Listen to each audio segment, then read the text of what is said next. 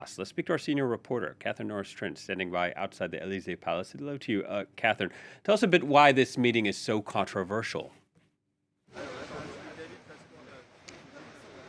Hi there, Will. Yeah, this meeting has caused a lot of controversy already. You've had the head of Amnesty International hitting out at Emmanuel Macron's decision to host a working lunch with Mohammed bin Salman, saying that, calling him the prince of shame and a murderer prince, referring, of course, to the killing of Saudi journalist Jamal Khashoggi.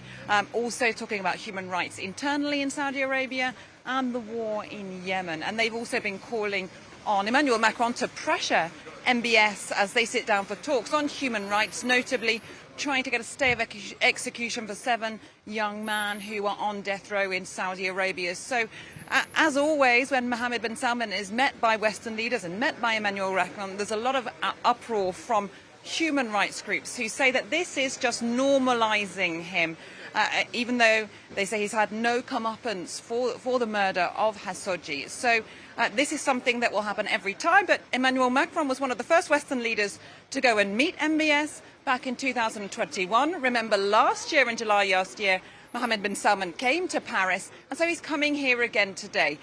Amnesty International accusing France of basically putting realpolitik, their interest, above any kind of ethics or human rights considerations. Yeah, and Catherine, we were just speaking with our correspondent in South Africa about this delegation in Kyiv today, trying to get a peaceful resolution to the war. What does Macron want out of this meeting today in Paris? What does MBS want? So Emmanuel Macron has been very clear, his office has been very clear to say that they are putting Ukraine high on the agenda for these talks. And they say it's important to keep on talking with non-aligned countries to try and get them to take a more supportive stance towards Ukraine. And they've already spoken about limiting the fallout for that.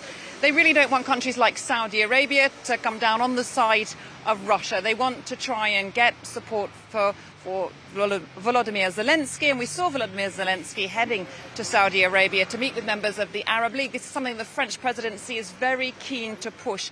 They also want to talk to Mohammed bin Salman about Lebanon and the political crisis there, because Saudi Arabia has a lot of sway in that country as well. And of course, Saudi Arabia is one of the world's top oil producers, so that is in the equation with France and other European countries looking to diversify their energy supply following Russia's invasion of Ukraine. As for MBS, well, he wants to try and untarnish his image. He's been trying to rebrand himself and the country, making lots of cultural and sports acquisitions.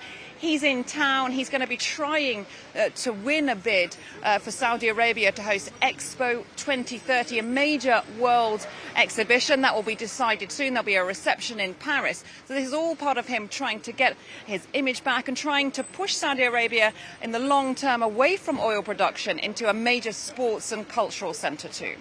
Catherine, thank you very much. Catherine Norris Trent reporting from outside the Elysee Palace.